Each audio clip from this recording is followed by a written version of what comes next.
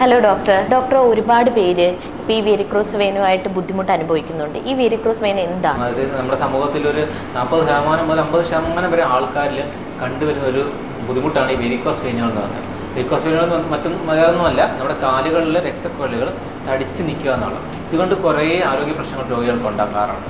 നമ്മുടെ കാലുകളിൽ സാധാരണഗതിയിൽ 2 തരം രക്തക്കൊഴലുകളാണ് ഉള്ളത്. അതായത് നമ്മൾ കാലിലേക്ക് ചെല്ലുന്ന ശുദ്ധരക്തം ചെല്ലുന്ന ആർട്ടറികളും തിരിച്ച് രക്തം വരുന്ന വെയിനുകളുമാണ്. ഈ വെയിനുകൾ തന്നെ 2 രീതിയിലാണ് അത് അറേഞ്ച് ചെയ്തിരിക്കുന്നത്. അതായത് നമ്മുടെ തൊലിയുടെ തൊട്ടടിയിൽ കൂടി പോകുന്ന ഒരു സെറ്റ് ഓഫ് സൂപ്പർഫിഷ്യൽ വെയിൻസും പിന്നെ നമ്മുടെ മസിലുകൾക്കുള്ളിൽ കൂടി പോകുന്ന ഡീപ്പ് വെയിൻസുമാണ്. ഈ സൂപ്പർഫിഷ്യൽ വെയിൻസിൽ നിന്ന് ഡീപ്പ് വെയിൻസിലേക്കാണ് ബ്ലഡ് നോർമലായിട്ട് ഒഴുകി പോകേണ്ടത്. അപ്പോൾ ഇതിൽ തിരിച്ചൊഴുകാതിരിക്കാൻ വേണ്ടി വാൽവുകൾ ക്രമീകരിച്ചിട്ടുണ്ട്.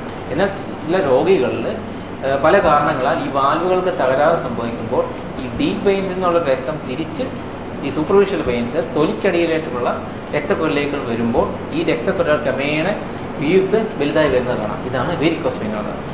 ഡോക്ടർ, ഇതിൻ്റെ രോഗലക്ഷണങ്ങൾ എന്താണ്? ഇത് എപ്പോഴാണ് നമ്മൾ ചികിത്സിക്കേണ്ടത്? ചൊറിച്ചിൽ അനുഭവപ്പെടാൻ തുടങ്ങും, ചിലപ്പോൾ ഒരു കിഴപ്പ് പോലത്തെ വേദനകൾ അനുഭവപ്പെടാൻ തുടങ്ങും. ഇതൊക്കെയാണ് പ്രധാനമായ തുടക്കത്തിലെ ലക്ഷണങ്ങൾ. പിന്നീട് അങ്ങോട്ട് രോഗികൾ ചൊറിയുന്നതും മറ്റും കാരണമായിട്ട് കാലുകളിൽ വ്രണങ്ങൾ അനുഭവപ്പെടാൻ തുടങ്ങും. ഈ വ്രണങ്ങൾ പ്രത്യേകത വെച്ചാൽ ഇത് എത്ര ചികിത്സിച്ചാലും ഉണങ്ങാത്ത രീതിയിലുള്ള വ്രണങ്ങളായി മാറും.